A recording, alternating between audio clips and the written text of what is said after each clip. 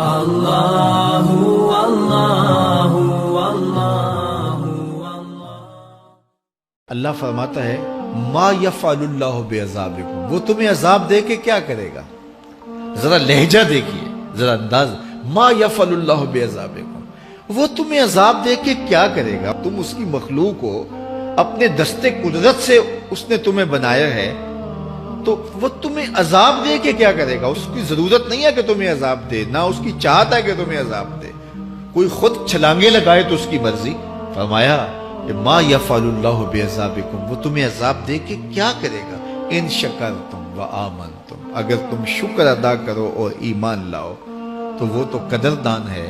جو کوئی اس کا شکر کرتا ہے اور جو اس پر ایمان لاتا ہے۔ تو اللہ اس کے لیے عذاب نہیں رکھا، اس کے لیے رحمتیں رکھی ہوئی ہیں۔ تمہیں دستے قدرت سے بنایا ہے اور وہ تمہیں خوش دیکھنا چاہتا ہے، تمہیں خوشحال دیکھنا چاہتا ہے، تمہیں سرشار دیکھنا چاہتا ہے، تمہیں نہال دیکھنا چاہتا ہے، تمہاری زندگی کو خوشگوار دیکھنا چاہتا ہے۔ تم نے اپنے آپ کو خود اپنے اعمال کی وجہ سے مصیبتوں میں ڈالا ہے، تو کہا شکر کرنے کی عادت ڈال لو، دیکھنا پھر اللہ تعالیٰ جل شانہ کی رحمتیں تمہارے اوپر کس طرح اترتی ہیں، اس کی نوازشیں تمہارے اوپر کیسے برستی ہیں۔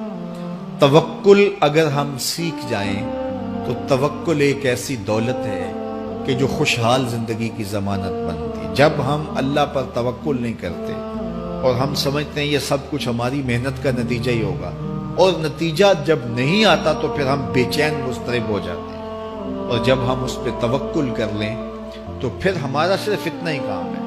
کہ میاں ہم یہ کام کر رہے ہیں، بس یہ حکم، ہم بیج بو رہے ہیں، بس یہ حکم ہے اور بو رہے ہیں، باقی اس پہ بھروسہ ہے، یہ کام اس کا ہے کہ اس نے اس کو اگانا ہے، اس کے اوپر پھل لگانے ہیں۔ تو جب اس پہ توکل ہو جائے تو بندہ سوکھا رہتا ہے، ورنہ بندہ مشکل میں مبتلا ہو جاتا ہے۔ بسا اوقات ایسا ہوتا ہے کہ بندہ ایک منصوبہ تیار کرتا ہے، اس کا عملی نتیجہ اس کو سامنے نظر آ رہا ہوتا ہے، لیکن نتیجہ بالکل الٹ جاتا ہے۔ سید نلی المرتضیٰ فرماتے ہیں میں نے اپنے ارادوں کی شکست سے ہی اپنے رب کو پہچانا ہے، کہ میں ایک منصوبہ تراشتا ہوں کہ یہ اور یوں ہوگا اور وہ ہونا چاہیے، لیکن نتیجہ وہ نہیں آتا، تو کوئی طاقت ہے اس کا جو نتیجہ بدل دیتی ہے۔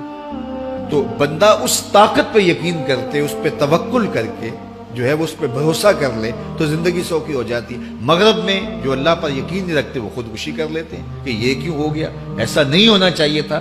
لیکن ہم خودکشی اس لیے نہیں کرتے، ہم کہتے ہیں میرا رب جس طرح چاہے اس طرح ہی ہوتا ہے، جو اس نے طے کیا ہوا ہے وہ کر کے رہتا ہے۔ اس لیے تم اس پہ توکل کر لو اور اس پہ بھروسہ کرو۔ حضور علیہ الصلوۃ والسلام نے فرمایا لو انکم توکلون علی اللہ حق توکلہ، اللہ پر توکل کرنے کا جو حق ہے اگر تم وہ ادا کر دے تو فرمایا اللہ تمہیں ایسے رزق عطا کرے جیسے پرندوں کو عطا کرتا ہے۔ ہمارا تو کاروبار ہے، یہ فیکٹری ہے، یہ دکان ہے، یہ ہماری نوکری ہے، ہم نے یہاں سے کمائی کرنی ہے۔ پرندوں کا کوئی کاروبار نہیں ہوتا، کوئی نوکری نہیں ہوتی، کوئی ٹھیا، کوئی اڈا نہیں ہوتا جہاں جا کے انہوں نے رزق کے لیے کوئی آغاز کرنا ہوتا ہے، بلکہ حضور نے فرمایا تغدو خماسا وتروح بطانا، جب وہ صبح گھر سے نکلتے ہیں تو خالی پیٹ نکلتے ہیں اور انہیں کوئی اپنی منزل کا تعین نہیں ہوتا، جدھر خیال آیا اڑ گئے ادھر، لیکن کبھی ایسا نہیں ہوا کہ شام کو خالی پیٹ واپس آئے ہوں، کہا وہ پیٹ بھر کے آتے ہیں۔ باہو بولے بن توکل پنچھی اڑ دے، خرچ نہ پلے زیرہ ہو،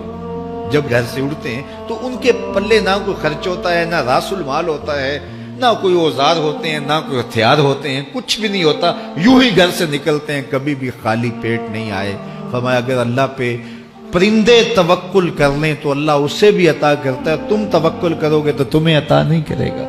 تو تمہاری زندگی سوکھی ہوگی۔ گھر سے نکلو کام کے لیے، فیکٹری کے لیے، مزدوری کے لیے، لیکن ٹینشن نہیں لینی کہ کیسے ملے گا، کیسے ہوگا، درود پڑھتے جاؤ اور مصطفیٰ کریم پہ سلام پڑھتے جاؤ، وہ تمہارے لیے رزق کے دروازے